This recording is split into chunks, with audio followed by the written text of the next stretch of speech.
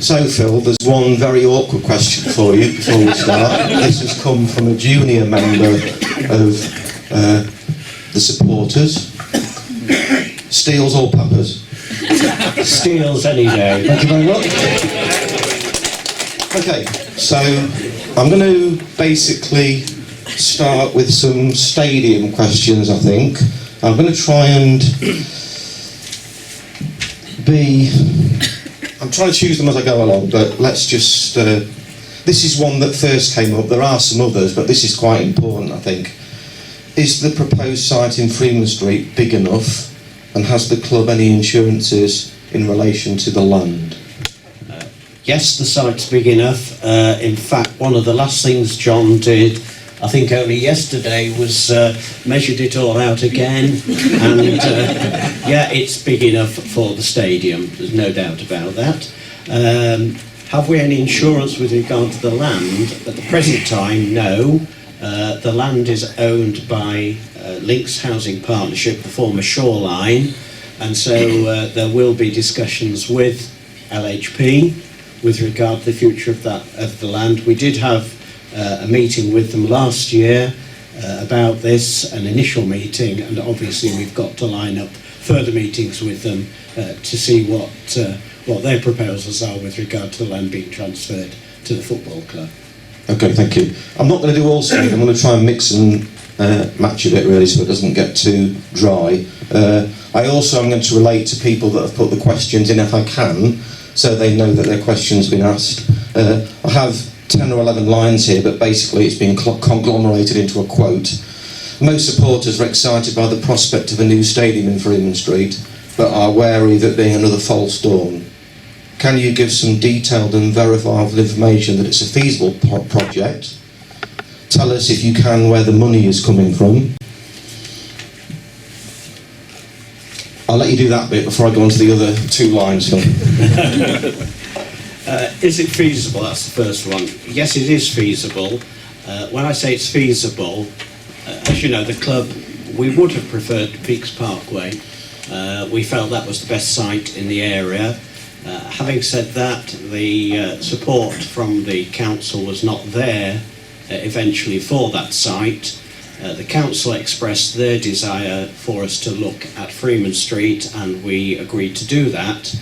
And you will have seen in the press at the start of this year, the leader of the council, Councillor Jackson, went public and said that one of his main priorities this year was the regeneration of Freeman Street, and that the relocation of the football club was absolutely critical to that relocation. So I think probably we're having the most positive vibes from the council that the club has ever had with regard to relocation. So yes, I'm sure that is a viable proposition. Where is the money coming from? Well, anybody got £25 million funding, please? I'm not trying to be evasive on this. I understand. But there are commercial sensitivities about it, and really it is too early to go into detail on that. But what we will need is 20 to 25 million pounds. We're investigating at the present time the question of some grants.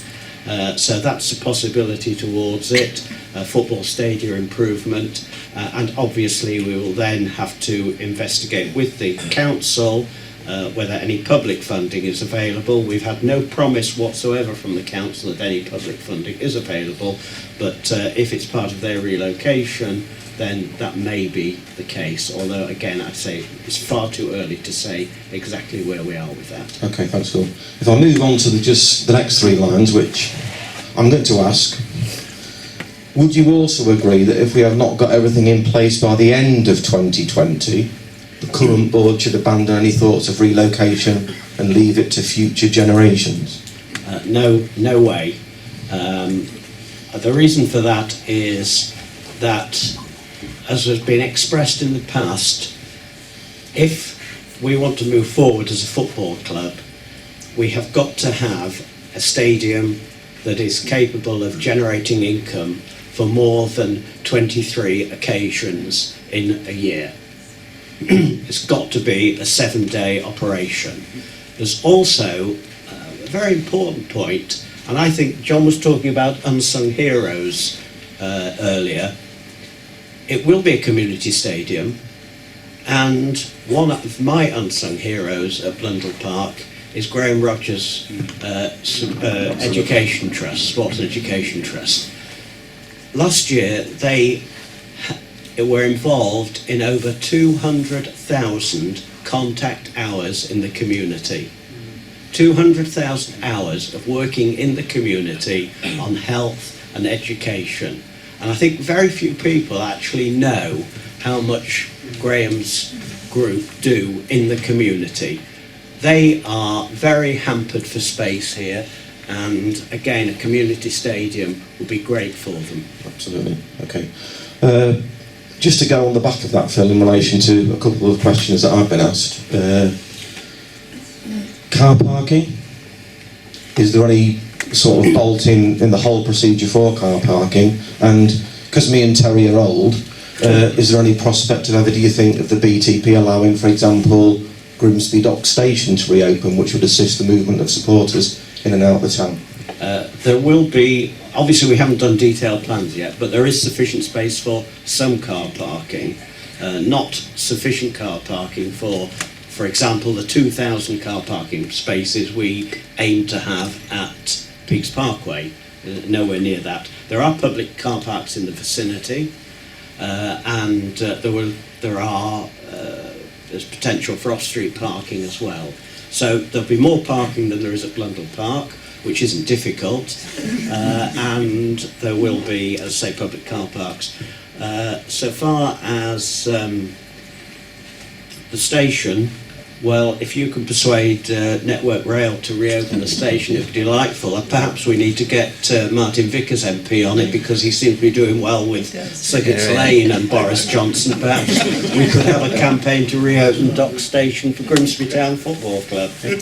One last question in relation to where you look at Freeman Street, and obviously there's been a lot of talk about it and where the flats were, but just for a lot of people's knowledge that don't go down Freeman Street regularly, where is the actual site hoping to be?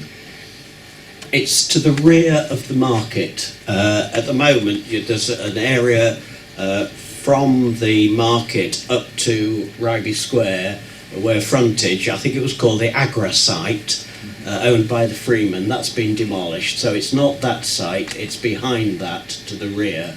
Although there are plans again for the Freeman, who own that land, to redevelop. There's going to be a new YMCA building on Freeman Street, but there will then be a gap between the new YMCA building and the market, and the Freeman have got plans for that, although not definite plans at this stage. So it may be, and again we've had an initial meeting with the Freeman, it may be that part of that may be incorporated. That's very much up in the air at the moment. Okay, thank you. So I'm just going to drift away from the stadium slightly, because one of the main other talking points which I've got some questions for is in relation to ticketing systems at the football club. But before we go into that, I know things have got to change maybe, and there is some work going on, I understand, which Dave might help us with. I'm not saying it because she's here, but one of the most important things about this football club is the community you get in the ticket office. When you can walk in, speak to Lisa, speak to Fran, speak to any of the girls, and they'll get what you want. They'll look after you, they'll do 100%, they get the job right every day. It's extremely hard. So I'm going to ask these questions, but I just wanted to mention that because I think it's really important that the community generation there is in that ticket office, when you can go in, get your ticket, have a bit of banter, and you're always looked after. So whatever the future is, for me and for a lot of other people, it's really important that we still keep that personal touch, because it's so important. And there's so many clubs where you get a ticket and you don't even see anybody, you don't even speak to anyone. Maybe it's a good idea, I don't know, maybe we can be in the middle. Anyway, Dave, there's one coming your way. I was going to hand over to Dave anyways. So this is from Liam Moore, Dave. Can't be here tonight because he's on nights. Our ticketing system is ancient and not user-friendly in the slightest in my opinion. We are one of the only league clubs who can not select specific seats online and have them either sent to phones or print at home. I very rarely get the seat I request online or when I order over the phone. I know we are looking to move to a new stadium, but is there any prospect of handheld scanners or readers that are transferable between stadiums and seating plans that can be updated? It would open up countless opportunities for email marketing too, something which the club, in my opinion, doesn't fulfil itself completely. There are so many companies out there who have this facility, and if some of the clubs that can facilitate this, can we do it? It surely can't cost that much. Well, I don't know about that. Surely the pros outweigh the cons. Many thanks, Liam. Okay. Sorry to be so long-winded. You got the gist. Right. So yes, the current system is very old. I don't know how old are you? In the 90s it was developed. In the 90s. Yeah. So yes, it's very old. And there's pros and cons with that because it was developed for the club. It's completely standalone, therefore it doesn't cost anything. Basically, it's very, very economical to run. And therefore we're starting from a base that anything we do from that is going to cost money, and it's all about can we justify the payback. But there are flaws with the current system, as Liam in his question identified. You can't book a seat online. There's all sorts of opportunities with the current systems to upward sell and to market to people. So you get to know who's coming in your ground, and probably more importantly, who's not coming in your ground. So things like tracking people who came 10 games ago who haven't been since. You can communicate directly with them and automatically with them and things like that. So there's lots of pluses with the new system, but it does cost. Myself and Sam's at the back there, we've done a lot of work on this. We've looked at a lot of different suppliers. We've actually got a meeting tomorrow with the guys here and with Rob. Can I see Rob in the room as well? From E-Tech. To really start to get to the precise cost of what it would cost. The one particular company we're looking at, the actual running costs aren't as high as they were, say 4 years ago when the club last looked at it. The costs then were very high.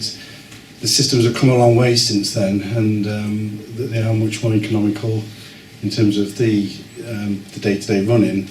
But there will be some hardware costs which could be quite significant. So I'm a big fan of this, and I'm in favour of it. And the club do want to move on, but like everything, it comes down to money, and we're going to have to justify a payback on it, which will be some cost savings. There will be some cost savings from it. So things like you'll get a card instead of a season ticket book, and those books all cost 70p each or something like that. The card costs 5p. So there are some obvious savings, but the other part of it is the benefits. So trying to evaluate those benefits and convincing the board, because it'll come down to a board decision that those benefits are real and tangible. Then hopefully we can make progress. The good news is that they're fairly quick to implement as well, these, because they're proven. There's lots of other clubs, as Liam said, doing it. So if we made a positive decision, you can actually implement pretty quickly within a couple of months or so. And can you unplug it and take it with you? Do you know? Yes, you can. Yeah, yes, you can. So it's work in progress. Hopefully we'll get some news, but there's an appetite for it, but it comes down to money and. Following the demise of Bury and with other clubs such as Macclesfield and Oldham in financial trouble, the EFL said they were going to review the financial rules and sanctions for Leagues 1 and 2. Is there any update on this, and are there any implications for the club? The discussions at the present time are ongoing with the EFL. So there's been certain meetings that have taken place. A number of proposals have been put forward for clubs to consider, which will be further discussed at a league meeting tomorrow. to be voted on at the AGM in June. Have you got any update on that, Phil? Yeah.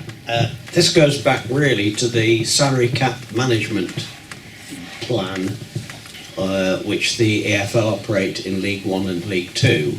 In League 2, you can spend 50% of your income on player wages.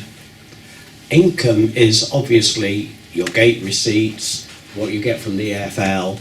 It also includes any increase in the equity, in other words, sale of shares. So if there are a lot of shares sold in a football club, 100% of that income can be used towards your salary. Likewise, 100% of any transfer fees you receive go towards that salary cap.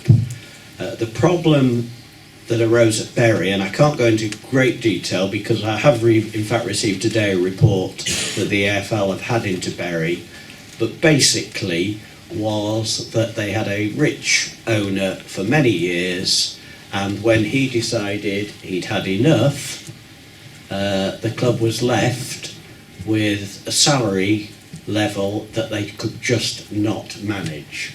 A several £1 million salary bill which they could just not manage. Consequently, we were at a meeting of the football leagues 1 and 2 3 weeks ago, and the vast majority of clubs at that meeting, including Grimsby Town, were of the view that something had to change. Basically, players' salaries are going through the roof, and it is getting more and more difficult. So the view of the clubs was that there should be a salary cap in Leagues 1 and 2. Now, this can't be an individual player's salary, you can't do that, but you could have a salary cap in the sense that each club can spend a certain amount on players' salaries as a total each year. So, for example, one of the proposals was that League 2 should have a £2 million salary cap. There should also be a cap on the size of squads which you could have in Leagues 1 and League 2 to reduce the size of squads, because some clubs have 35, even 40 players in League 2 in their squads. That clubs should be financially sustainable. There's no requirement at the moment for clubs to be financially sustainable, and that there should be more penalties open to the EFL. Again, in the Bury case, as you know, they weren't paying players.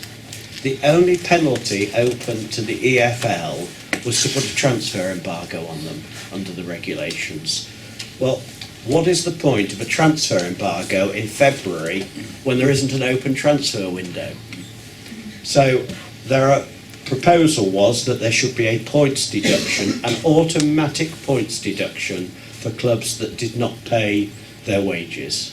And this took the vast majority of the clubs at that meeting were in We still seem favour. to have this situation at large away followings of, which is very good, excellent, Bradford and what have you. But we've got another big game coming up in a week or so, and we still don't be able to shake off the problem with pyros, flares, or whatever you like to call them.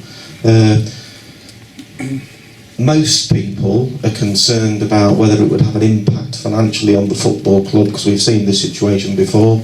Nobody wants it who's a genuine fan. Can we put a message out there? Because if it does have an impact on the football club, we don't really want to see any of this type of behaviour. It's not called Glanford Park anymore, is it? It's something else, but a week on Saturday. So I don't know if you can answer the question, but I think it's a very important one if the club are at risk again. Do you want to answer that, Dave? Yeah. I just quickly answer Dave. I think it is the sort of behaviour we don't want from our fans. It happened at Bradford. It shouldn't happen. It's not just the fact throwing it onto the pitch. It's the potential danger to your fellow spectators. It's just such irresponsible behaviour, and we don't want it. Yeah, I mean, you mentioned putting messages out. We have actually done that in the past. We've done it to trust. I know the club have done it. We should just continue to bang that drum, and indeed the FSA, who we're part of, the Football Supporters Association, is a place on their website which basically lays out all the rules about pyros and the fact that they're illegal and you can't.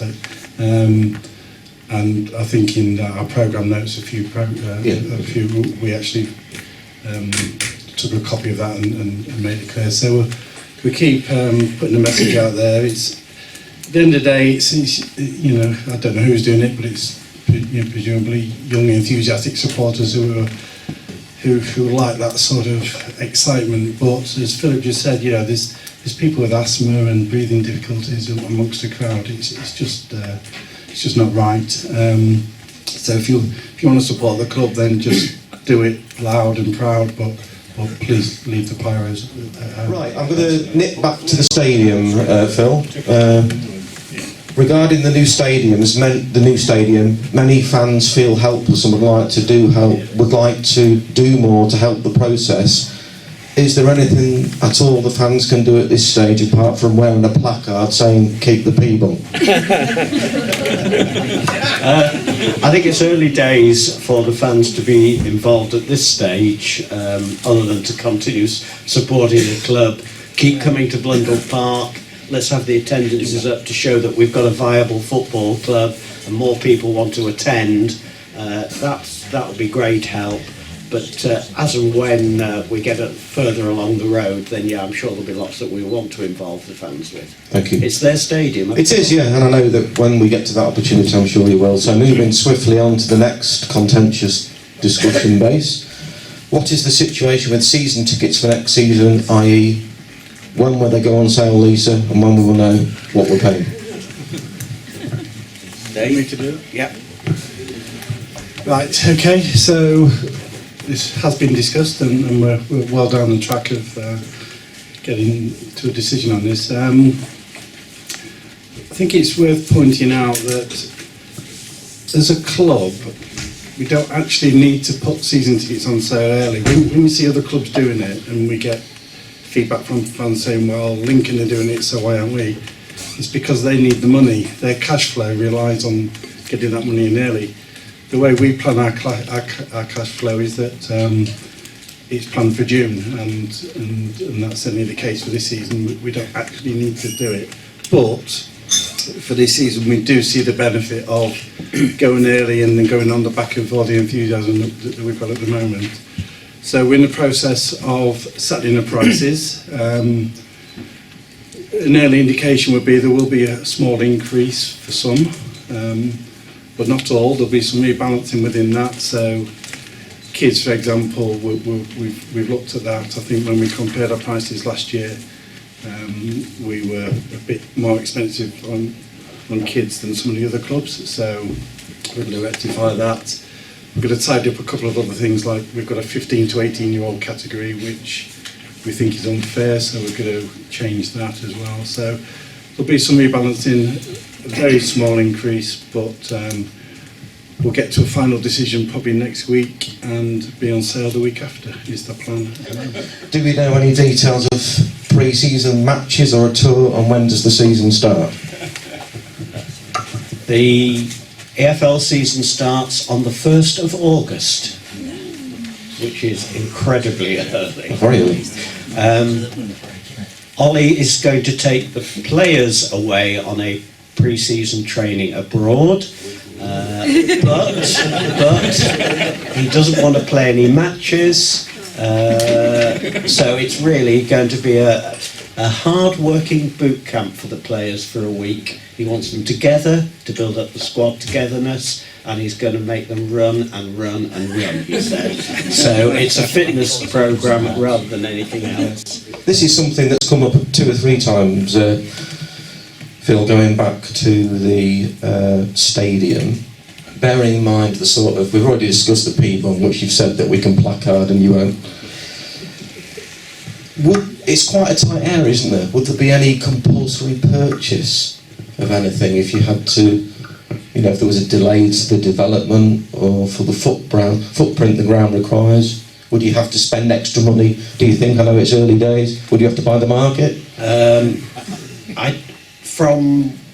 our investigations to date, there is sufficient with the area from which the flats have been demolished to build a stadium and car parking. If we wanted to do more than that, then there may have to be some compulsory purchase of some housing, but that would certainly wouldn't be initially be part of our plans.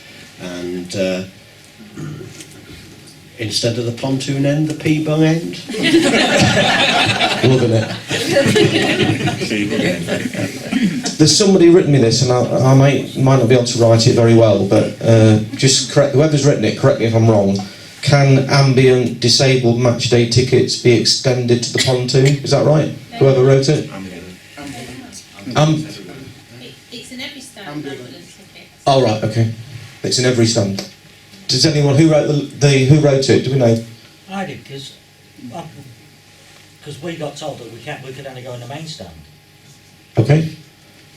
So In what capacity? Just tell me. they said ambulance and carer. Okay. Can your carer come in with you with the same in the pontoon as well as the fenders and the main stand? From this season, everything changed. I didn't know, That was Lisa. last season. Oh, I didn't know, From you this see, so. season, it's in every stand. Oh, brilliant. I didn't know, you see. All age categories. Yeah. So if you're a senior, you'll get a free carer. So it's all age categories in every stand. But Brilliant. only the wheelchairs still have to be in the main stand because that's where. See, I didn't know, because like, I've been told before that you could only go in the main stand. No, we changed it this year to come in. It would appear the Freemans of Grimsby have a vision, and it might have been seen by people, a vision of what they think the stadium and the surrounding area will look like and will be. Is that independently, or is that in conjunction with the people that are doing that work from your side? This went into the Grimsby Telegraph, I think last year, this artist impression of the stadium. The first thing that we knew about the artist impression was when we opened the paper. We knew nothing about it whatsoever. And in fact, John actually went to one of the Freemen and said, "Do you want the keys of Blundell Park now? You can take over." They weren't that interested. So no, it wasn't as we saw it. We have had designs in the past which are very different to that was seen. Having said that, the idea of opening up Freeman Street, an entrance into the stadium from Freeman Street, a walkway, the idea of a walkway from Grimsby Dock Station down to the stadium, good ideas. One of the points I made to the council when I met them was, yeah, we're happy to go along with the council's regeneration plans, but it's not just putting a stadium there. There's got to be a lot of money spent on improving Freeman Street from the market to Ryby Square, because at the moment, sadly, it's in a very dilapidated state. Many of the shops are closed. It's not a good approach, because the community stadium is the community stadium, will be used by a lot of people. Also, we hope to have conference facilities in it, and if you're attracting people to there's nowhere to hold a conference in Grimsby. It's crazy, isn't it? The nearest place is Forest Pines. If you're holding a conference, you're inviting business people to conferences in the town, the approach wants to be right as well. So there's a lot that needs doing in the Freeman Street area, as well as the building of a stadium. Okay, thank you. Dave, this might be a question for you, but you might need to just wing it to Christine, really, because a couple of people mentioned this. I know you're not sat on the top table, Christine, and I don't know what you can say, but we'd certainly like to discuss information sharing of the football club and safety officers and things like that from the point of view of...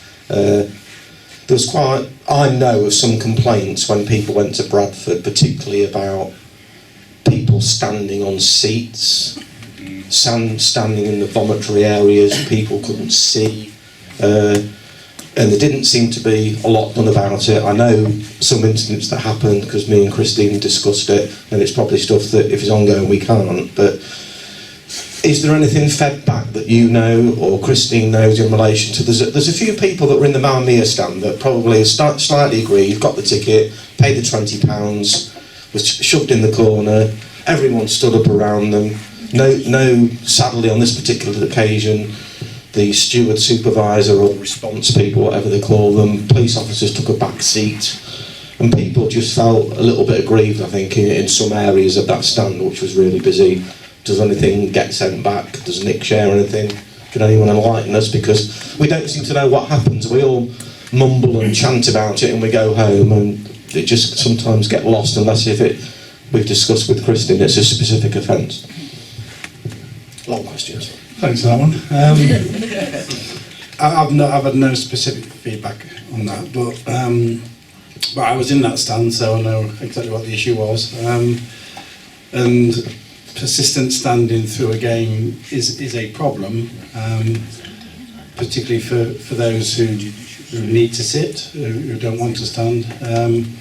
And it brings into the whole debate about having some sort of safe standing area, if that's the right description, which is a hot topic, and it's starting to gain momentum around the country, really. Trying to police it is in its current all-seater is really difficult, because there's something I've spoken to Nick about, and when away fans, for example, I think we had some problems with Bradford when they came here. So some people stood up, and there were some complaints from fellow Bradford supporters. Trying to do anything about it during a game, you know better than me, that can cause more problems than It's a risk. than enough. So for me, the answer is to have proper dedicated areas for standing, and then really you're doing force sitting down then in the remaining areas. You know, I witnessed 3 or 4 people, particularly when we scored, who just fell over the seats, and it was nasty. And to be fair, they probably had too much to drink, but there were nasty falls, and they stood up and celebrating in seated areas is not ideal at all when it's as packed as that. So let's hope there is progress with standing. It's getting back to the stadium as things stand. We've got the ridiculous situation, because this ground has a licence for all-seater, which goes back to our championship days. When we move grounds, that licence goes with us, and we can't put standing in the new ground, despite the fact we're playing teams every week who have got standing. It's a crazy situation, but it is changing. So we'll see where we get to in the next year or so with government legislation and things like that, because it does need legislation to change. Thank you, Dave. Sure, Can I just say, sorry. So I was just going to say, surely that certification thing would be the same with Manchester United, would it not, at Old Trafford? And they're proposing putting safe standards. Spurs have got safe standing in there. Because It's not safe standing. It's rail seats. Rail seat. Yeah, and that is a big difference. In fact, we had a safety advisory group meeting this morning, and the representative from the Sports Ground Safety Authority was at that meeting, and that authority, which basically is the policeman to ensure that we all comply with the requirements, their attitude is to continue pressing the government for a change of the law to enable safe standing at football grounds. They're also actually having a campaign to try and stop people standing in all-seater stadiums. I wish them the best of luck, and said when they've managed to do it at the COP, then they can come to Brundle Park and start on us. Things that I know that are going on, I just thought would be important to bring in. Loved it when I worked abroad, I know, bang bang, but fan zones are marvellous. Love them, Dave. Passionate about it. When's it happening? I'm desperate to get in there. Okay.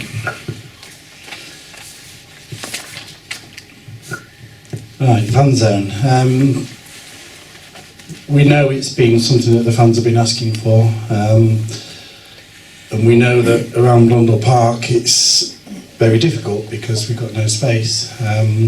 But we have found a solution, and the really good news is that we've been working with the Premier League Fans Fund, and we've got a grant from them of nearly £20,000 to put some fan engagement projects together, and the centrepiece of that is a fan zone. So it's going to happen. It's going to happen in this corner here, the constitutional corner, and it's going to be done in such a way that There'll be secure fencing there so that effectively, although it is in the ground technically, you're not actually entering the ground. So you can come along from 12 o'clock onwards on a match day, 5 o'clock on an evening game.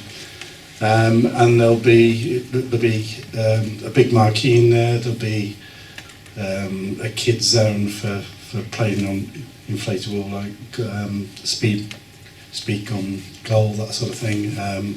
There'll be some entertainment. There'll be face painting. There'll be bar, food, that sort of thing.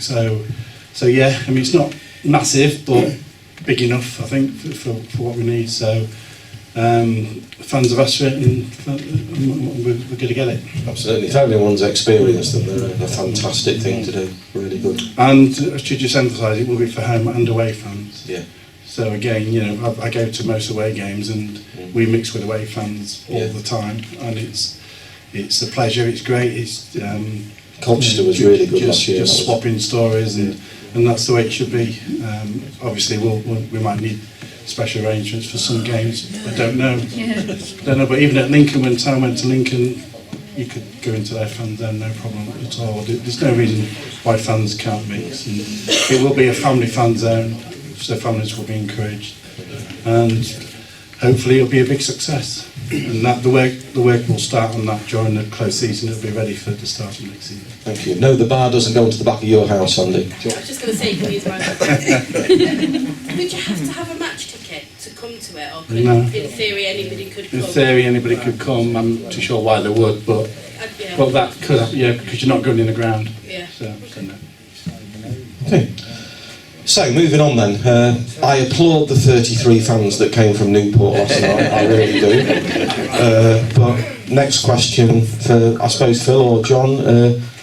When we're top in September and we're encouraging all these people to come in, and we haven't got so many away fans, any prospect of using the Osborne behind the goal or something like that to cram a few more people in? Yes, in fact, our proposal next season is that for the vast majority of games, the Osborne stand will be available for home supporters, and away supporters like the 33 from Newport, or however many came from Stevenage, although Stevenage won't be coming here next season.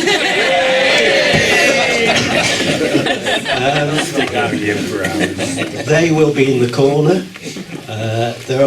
Will have to be some arrangements about providing food and drink for the people in the corner, but Nick is looking into that. So yeah, the Osmond will be a home stand, other than for the larger games like Bradford, Scunthorpe, Mansfield, when obviously Bolton Wanderers next season. Is it that right little corner bit then, as far as you can? Yeah. So yeah, That's right. let's pack the park. At the park. Kev with his new cap. Phil, I'm going to pass this to Derek because he's going to ask a question for you. Derek's just sat in front of you. There you go, Derek. You got it, Derek? Yeah. Justin, Derek, you're up. Yeah, I wanted to ask a personal question to you, Philip. I've been a lifelong supporter of this club. That's one of the many reasons I look quite old. and I've supported them since my family moved here when I was at junior school. And there was a man called Mr. Shankly was running the job, so you can tell when that was.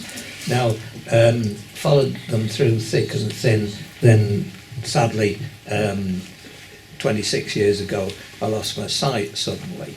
And so I'm very dependent now on Radio Humberside. John Tonda does an excellent job, and dependent on them to provide me with a commentary. Now, is John Fenty still in the building? He is. He's behind you, Derek. Right. Oh, no, he is. Oh, yes, he is. Before I ask the question, I just wanted to reiterate what Alan said about I never thought I'd live to see the day when somebody of Ollie's stature would come to the club, and I want to congratulate John Fenty and the board for bringing him in. The board and John have taken a lot of flack in the past, and it's been unwarranted, and it's nice to have a compliment going over. Now, coming back to my question, Philip, I'm a people person, know quite a lot about John Fenty's background, and you say, oh no you don't. I know very little about Philip Day. I wonder if you'd be kind enough to give me some details of when you joined the board, what your background was, and what your interest is, and what you're going to be doing now. John's taking the back seat. Thank you, Derek. That's a low baller, Derek. Yes. Not quite as long a supporter as you. My first season was 1958-59, so this is my 61st season as a supporter of Grimsby Town Football Club. Tom Johnston was the manager when I first started coming. I used to park my bike in Harrington Street and pay the halfpenny that you had to pay to park your bike, and it was always safe in there when you got back. I'm Grimsby born and bred, solicitor by profession.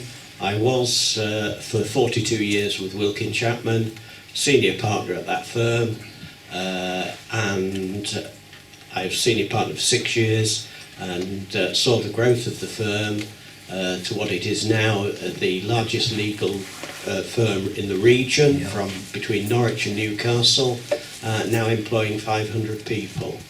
So I've been involved in the capacity as both a lawyer and running the business.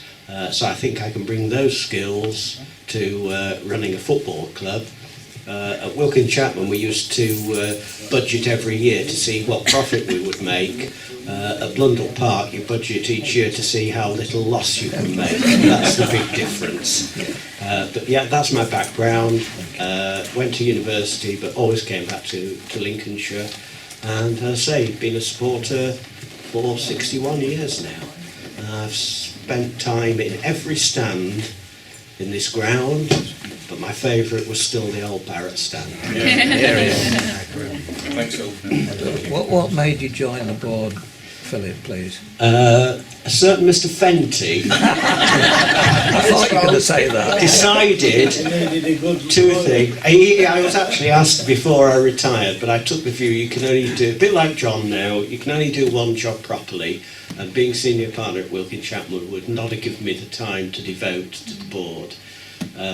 So I was asked as soon as I retired, will you come onto the board?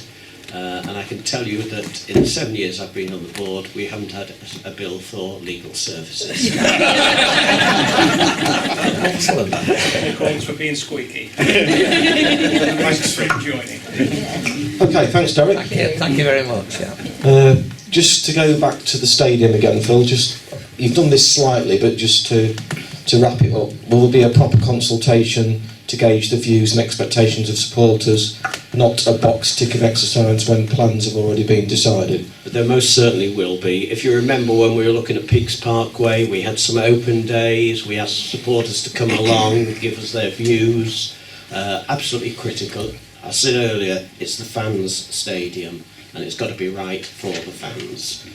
The other thing, going back, one of the questions asked earlier about the financing of it, one of the things we will not do as a football club is leave the club with a hefty bill for a stadium. Because, for example, Bradford City's bill is £500,000 a year as rent for their stadium. Now, we will not do that. It's got to be right financially for the football club, and we're not leaving a stone around the neck of future generations. That is certain. Thanks, Phil. And just going on from that, and I know you said it's early days, but have you got any thoughts about what the style would be? Says John, would it be oval style? Would it be like a Reebok or a York City's the most recent one, I think, or rather like Rotherham's? I suspect it will be 4 stands with open corners, not as large as open corners. Obviously, if you have an oval stadium with all the corners covered in, the cost of that is far more expensive than one with 4 stands. So it'll depend on cost, but I would anticipate it will be 4 stands. Has your pen run out yet, John? Okay, so I think we can answer this. Sharon, can we have some more beer festivals? We can definitely answer this. Got one in June the 6th. Bigger and better. Yeah, more beer, Sharon says. Just deviating slightly completely from what we've been talking about, really. A couple of questions. Ian, do League 2 footballers have agents, and how much part do they play in contracts for particularly players that have been here that you want to keep? Yeah, virtually every player at League 2, League 1 have got agents, intermediaries they're called now. And they play a huge part. If you don't talk to the agent, you're not going to sign the player, so you've got to enter into negotiations through the intermediary to get anywhere. Okay, thank you. Yeah, my question is that at the moment there's a political will to get this stadium delivered on Freeman Street. As John said, Philip Jackson came out in the new year. There are going to be council re-elections in May and subsequent Mays, in which the political makeup of the council could change. Indeed, John could lose his position as deputy leader and portfolio holder for regeneration. If there is a change in the political makeup of the council in May, how will that affect the desire to deliver the stadium on Freeman Street? Our desire to deliver the stadium will be just the same. Yeah. What the politicians' desire will be depends on who the politicians in power are at the time. All I can say is that the previous leader of the council under the Labour administration was a stalwart supporter of a relocation for Grimsby Town, and I'm sure that everyone can see the benefits of regeneration of part of the town, and that regeneration will only take place if there's something like a stadium in the middle of it. Yeah. Are there any plans in the pipeline for another operation promotion? But that's a really a matter for the trust because it was their operation. No, not as such, but the best way really is buy season tickets and come and support the club, basically, because that's the way to do it. I mean, that was a fantastic campaign, and no getting away from it, and we played our part in getting the club back up, but in all honesty, the work that went behind that, I don't want to do that again, if I'm honest. I'd much rather just spend a lot of time getting this place right and getting people through the turnstiles, because that's where the money's going to come from. I was waiting for this question and it's arrived. Is there any update on the takeover? There is no takeover. Thank you. That's fair enough. Yeah. Any more questions from anybody?